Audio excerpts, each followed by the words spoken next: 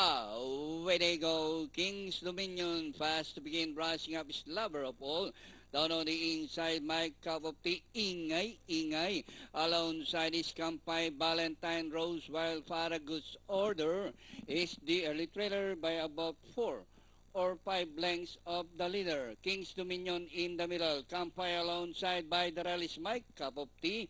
Lover of all, Racing Import on the outside is Valentine Rose. Farragut's order also joining them, while Ingay is now running at the tail of the field.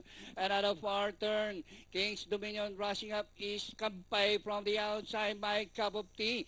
My cup of tea by ahead. On the outside is Kampay. And Farragut's order racing in third as they race the final corner. Kampay!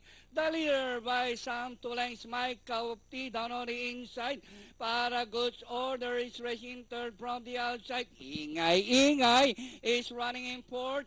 And nearing the finish line, Kampay by some 2 lengths now. Farragut's order. And nearing the finish line, it's still Kampay, the horse of Mr. Ding Pangilinan. Second, Farragut's order. Ingay.